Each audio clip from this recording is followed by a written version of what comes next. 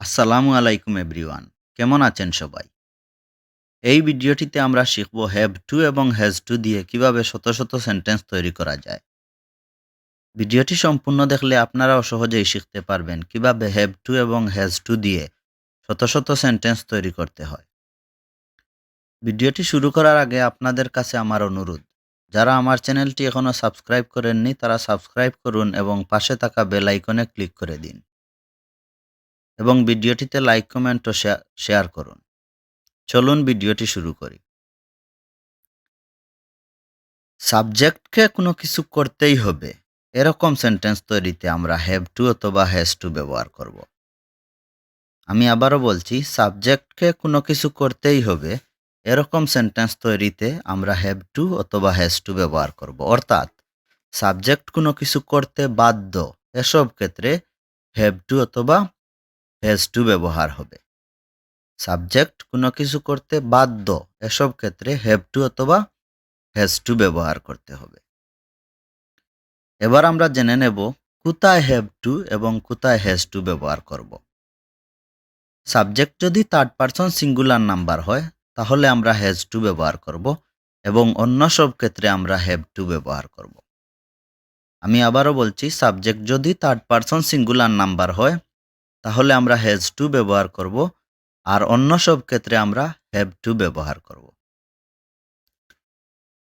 Have to এবং has to দিয়ে sentence তৈরি করতে হলে তার গঠনটি হবে প্রথমে সাবজেক্ট, তারপরে হ্যাভ টু অথবা হ্যাজ টু এবং এর সাথে একটি বি1 ভার্ব অ্যাড করে দিলেই সেন্টেন্স তৈরি হয়ে যাবে। আমি আবারও বলছি, হ্যাভ টু এবং হ্যাজ টু দিয়ে সেন্টেন্স তৈরি করতে হলে তার গঠনটি এরকম হবে, প্রথমে সাবজেক্ট, তারপরে হ্যাভ টু অথবা হ্যাজ টু এবং তারপরেই একটি বি1 ভার্ব অ্যাড করে দিলেই সেন্টেন্স তৈরি হয়ে যাবে। আসুন কয়েকটি উদাহরণের মাধ্যমে বিষয়টি আমরা ক্লিয়ার করি।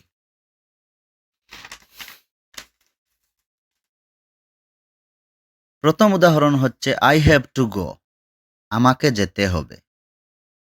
এখানে আমাকে যেতে হবে অর্থাৎ আমি যেতে বাধ্য, এরকম বোঝাচ্ছে, সেজন্য হ্যাভ টু হবে। আই হ্যাভ টু গো, আমাকে যেতেই হবে। এখন যদি আমরা সাবজেক্ট চেঞ্জ করে প্র্যাকটিস করি, যেমন ইউ হ্যাভ টু গো, তোমাকে যেতে হবে। দে হ্যাভ টু গো, তাদেরকে যেতে হবে। হি হ্যাজ টু গো, তাকে যেতে হবে।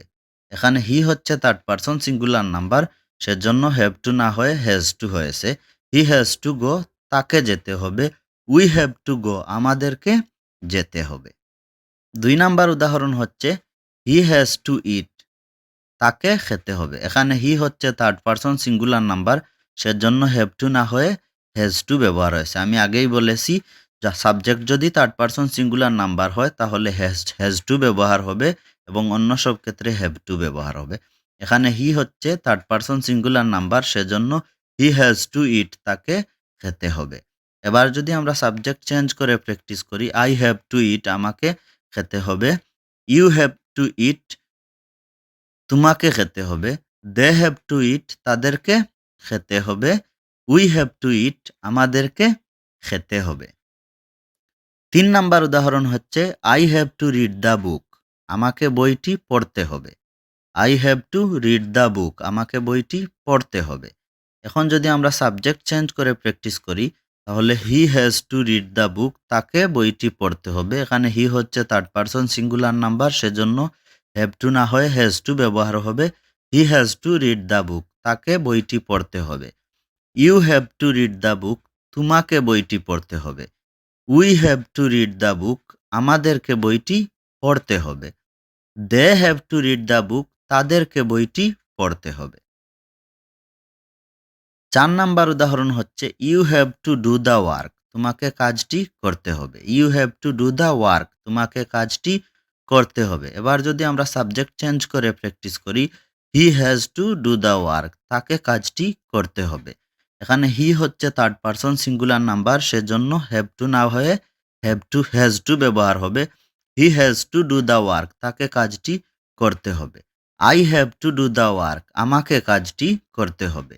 We have to do the work, আমাদেরকে কাজটি করতে হবে। They have to do the work, তাদেরকে কাজটি করতে হবে। 5 নাম্বার উদাহরণ হচ্ছে করিম হ্যাজ টু রাইট। করিমকে লিখতে হবে। করিম হ্যাজ টু রাইট। করিমকে লিখতে হবে। এখানে করিম হচ্ছে থার্ড পারসন সিঙ্গুলার নাম্বার, সেজন্য হ্যাজ টু ব্যবহার হয়েছে। করিম হ্যাজ টু রাইট। করিমকে লিখতে হবে। এবার যদি আমরা সাবজেক্ট চেঞ্জ করে প্র্যাকটিস করি, আই হ্যাভ টু রাইট, আমাকে লিখতে হবে। উই হ্যাভ টু রাইট, আমাদেরকে লিখতে হবে। দে হ্যাভ টু রাইট, তাদেরকে লিখতে হবে।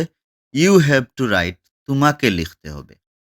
6 নাম্বার উদাহরণ হচ্ছে you have to clean the room, তোমাকে রুমটি পরিষ্কার করতে হবে। You have to clean the room, তোমাকে রুমটি পরিষ্কার করতে হবে। এবার যদি আমরা সাবজেক্ট চেঞ্জ করে প্র্যাকটিস করি, I have to clean the room, আমাকে রুমটি পরিষ্কার করতে হবে। He has to clean the room, তাকে রুমটি পরিষ্কার করতে হবে।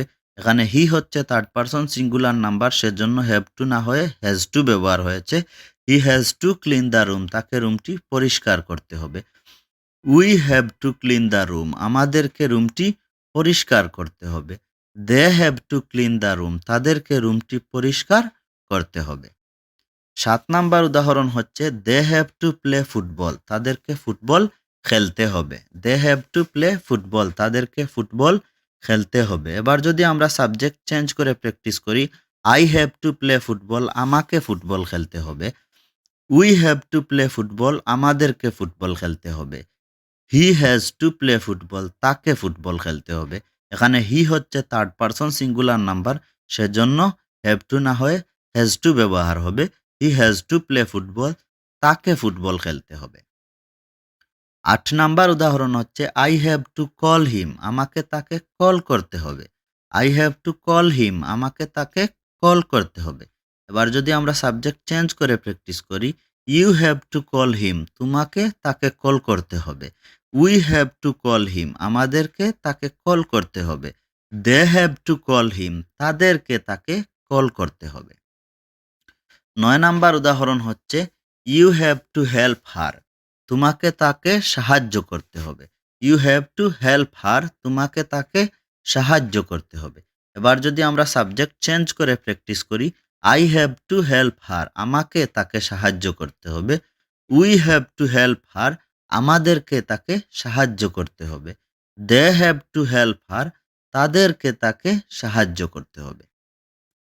10 নাম্বার উদাহরণ হচ্ছে he has to use the mobile phone, তাকে মোবাইল ফোনটি ব্যবহার করতে হবে। He has to use the mobile phone, তাকে মোবাইল ফোনটি ব্যবহার করতে হবে। এখানে হি হচ্ছে থার্ড পারসন সিঙ্গুলার নাম্বার, সেজন্য হ্যাজ টু ব্যবহার হয়েছে। He has to use the mobile phone, তাকে মোবাইল ফোনটি ব্যবহার করতে হবে। এবার যদি আমরা সাবজেক্ট চেঞ্জ করে প্র্যাকটিস করি, I have to use the mobile phone, আমাকে মোবাইল ফোনটি ব্যবহার করতে হবে। We have to use the mobile phone, আমাদেরকে মোবাইল ফোনটি ব্যবহার করতে হবে। They have to use the mobile phone, তাদেরকে মোবাইল ফোনটি ব্যবহার করতে হবে। তো ডিয়ার স্টুডেন্ট, আশা করি আপনারা বুঝতে পেরেছেন কিভাবে হ্যাভ টু এবং হ্যাজ টু দিয়ে শত শত সেন্টেন্স সহজে তৈরি করা যায়। তারপরেও যদি কোনো সমস্যা থেকে থাকে তাহলে কমেন্ট সেকশনে আপনারা কমেন্ট করবেন, আমি আপনাদের রিপ্লাই দেওয়ার চেষ্টা করব। ভালো থাকবেন, সুস্থ থাকবেন, দেখা হবে পরের ভিডিওতে। আল্লাহ হাফিজ।